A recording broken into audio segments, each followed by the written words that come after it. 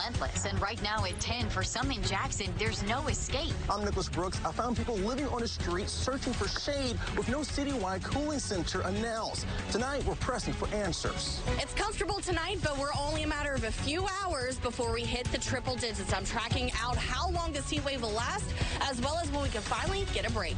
Chilling threats against witnesses in the Nolan Wells case. A man now in federal custody accused of threatening to kill them and anyone in their homes. I'm not backing down from what I said. I didn't say anything wrong. What I said is right. The comments igniting a firestorm over Sharia law in Mississippi, and the faith leaders now pushing back. More sharks showing up closer to shore. Sightings are surging this summer, and experts say there's a reason why.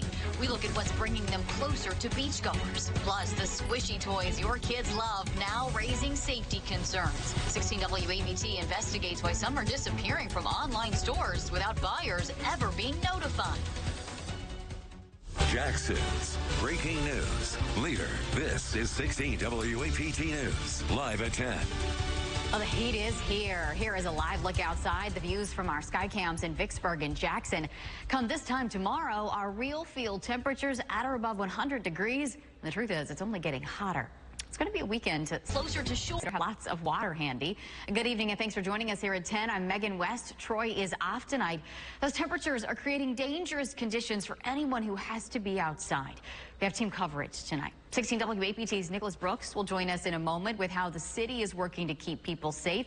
But we start with Chief Meteorologist Kristana Kay and your certified most accurate forecast. I was outside about 10 minutes ago, and honestly, it doesn't feel too bad outside. It is quite warm. You can feel the humidity around. But as we go into the weekend, we're going to be threatening temperatures in the triple digits. Across central Mississippi tonight, upper 70s and low 80s, the warmest over towards McGee, as well as Bassfield, 85 degrees. Tonight, that area of high pressure is going to beating down the heat. Very little cloud cover as we head throughout the weekend. Highs ranging from, I'd say, 98 to as high as 102 going into even early next week. We'll track out that 10-day forecast coming up in a bit. Megan. Kristana, thank you. You know, this kind of heat isn't just uncomfortable. It can turn dangerous quickly. For some of Jackson's most vulnerable, there's no front door to walk through, no air conditioner to turn on, and relief can be hard to find. 16 WABT's Nicholas Brooks continues our team coverage, pressing for answers about the help that is available as these temperatures soar. Nicholas?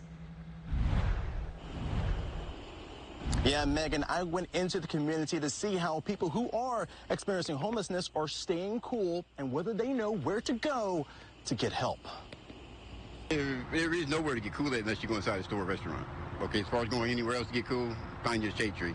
I've been out here for a year, and I ain't heard no place where you can go and hang out and be cool. That's the reality we saw across Jackson. People sleeping under shade trees, finding any patch of cover they can, and trying to escape the heat without a place to cool down. Earlier this summer, Jackson opened a cooling tent for people displaced from the former Grand Chateau apartments. But there are no general cooling facilities announced for people experiencing homelessness. It's been brought before the council. We have not heard anything. You don't see anything with constituent services. You don't see any cooling shelters open. But nonprofits like Shower Power are trying to get information to people on the streets, and they're doing that every Friday when they offer their services. It's based upon people and organizations like ours, you know, to go out there and be able to talk to them.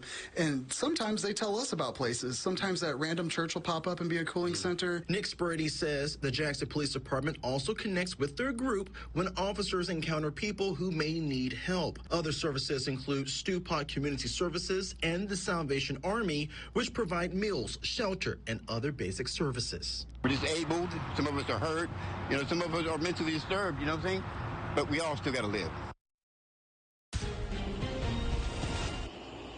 Now reach out to JPD to see how the officers are letting people know of cooling locations and other resources. As of right now, we did not hear anything back from them before the story aired. And also, the city has not announced a cooling facility for specifically people who are experiencing homelessness. As of right now, we're reporting live in Jackson. I'm Nicholas Brooks, 16 WAPT News. All right, Nicholas, thank you. Well, the Mississippi Forestry Commission has announced burn bans in 2 counties right now, in Jefferson Davis and in Simpson County. That ban in Jefferson Davis started yesterday, and it's expected to end September 13th. Simpson County's burn ban actually started today and will end September 1st. During this time, it means no outdoor burning of any kind. No campfires, no bonfires, no debris burning, no fire pit. You are, though, allowed to use propane, gas grills, heaters, and charcoal grills. Our weather team keeping a close eye on the weather for you. Make sure you download the 16 WAPT mobile app. That way we can send you any updates or changes in the forecast as soon as they happen. Breaking news tonight on the war in Iran. President Trump says he plans to declare the Strait of Hormuz a U.S. territory after, in his words, we finished defeating Iran. The strait is a critical shipping route for global oil supplies. The president also says he will never apologize for military action against Iran, arguing higher gas prices are worth preventing Iran from obtaining a nuclear weapon. I will ban Sharia law in Mississippi on day one of my administration as your next governor. It's a stand that takes courage. It's a stand that takes leadership, and I'm willing to take that stand. In fact, it's nothing new for me. Real and present threats to our society, to our culture, have to be dealt with. I'm going to deal with them. I'm going to end the threat of Sharia law. Those comments from Andy Gibson are drawing new pushback from faith leaders here in Mississippi today. Leaders from several faith communities gathered at Jackson's International Museum of Muslim Cultures today, calling Gibson's rhetoric reckless and dangerous. Controversy comes after the appointment of Asma Ali as a municipal judge in Benoit, an appointment that drew online attacks because she's Muslim. Mississippi already has a law blocking courts from enforcing foreign law when it would violate constitutional rights. That law passed in 2015 while Gibson was serving in the state house. Faith leaders say Sharia is being misrepresented, describing it as religious principles that guide Muslims in their daily lives. It makes me concerned about the ignorance, especially the ignorance that we see on social media. You know, you can practice any faith you want to and still do your job to uphold the Constitution of the United States and the Constitution of the state of Mississippi. The group is now inviting Gibson to meet with them for what it calls an open and honest dialogue. Gibson, meantime, standing by his position as he campaigns for governor. New tonight, a man accused of making death threats against witnesses in the Nolan Wells case will remain in federal custody. Prosecutors say Edward Porter of Illinois threatened witnesses, people in their homes, and police officers. Porter was arrested near Chicago without incident. His next court hearing is set for September 2nd in Gulfport. And the legal team representing the family of Nolan Wells says they're cooperating in the investigation into his death. Comes after social media posts suggested otherwise. Attorney Ben Crump and Wells' parents met with Jackson County's district attorney July 15th at her office. After the meeting, Crump said they agreed to a joint forensic examination of the 18-year-old's cell phone, although a timeline for that to happen wasn't set. He said instead, the DA's office sent a letter August 12th demanding the family deliver the phone to them by today. Crump said Wells' parents are not in Mississippi at the time and they wouldn't be back until after that deadline. We're demanding a full federal investigation as to what has actually happened to Nolan Wells. We want to make sure that every stone is unturned because his life matters. Many parents out there, you still have your children. You still can hug them. You still can call them. You still can celebrate their life with them. And we do not have that anymore. The FBI is already insisting local investigators. A growing food poisoning outbreak is hitting closer to home, with Mississippi among the states reporting cyclospora cases this year. The CDC says this specific outbreak has now sickened more than 9,400 people across 17 states. Cyclospora is a parasite that can cause weeks of diarrhea if it's left untreated. The outbreak has been linked to iceberg lettuce and recalled Taylor Farms lettuce that was distributed here in Mississippi or in other states. And it may feel like there have been more food recalls this year than ever before. That's true. According to our Get the Facts data team, there have been 162 recalls this year, which is about half of the reports from 2025. There have been more high-profile recalls, like the cyclosporiasis outbreak.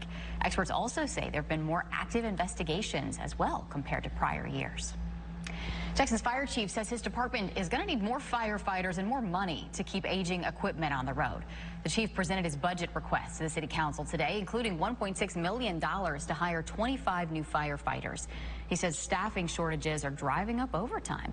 He also said an aging fleet is becoming more expensive to maintain. The department currently has 263 positions. New tonight, a familiar Jackson landmark is coming down. Crews are demolishing the old Department of Public Safety headquarters near I-55 and Woodrow Wilson. DPS spent nearly 3 decades here before moving its new headquarters to Pearl, where all 11 divisions now operate under one roof. And it's almost the end of the road for a family-owned business. Boots and More closing its doors tomorrow. The owner has decided to retire. The store has offered Western apparel for more than 4 decades. Store manager William Wallace says he hates to see the store close, but he's excited for the chapter for the new owner. I want to take time to welcome those of you watching us on CBS tonight. 16 WAPT is your new home for all of your favorite CBS news, sports, and those primetime shows. For those of you watching us on ABC, nothing changes. 16 WAPT is now simulcasting local news, weather, and sports on both networks. Well, political signs are disappearing from front yards. Coming up, a candidate's warning to whoever's taking them and the consequences they could face if they get caught. Also, a popular toy in your child's room, there it is, could come with some hidden dangers. The red flags parents need to look for and why some squishy toys are disappearing from store shelves. Also, more sharks and more sightings closer to shore. The reason experts say encounters are increasing and what beachgoers need to know before getting in the water.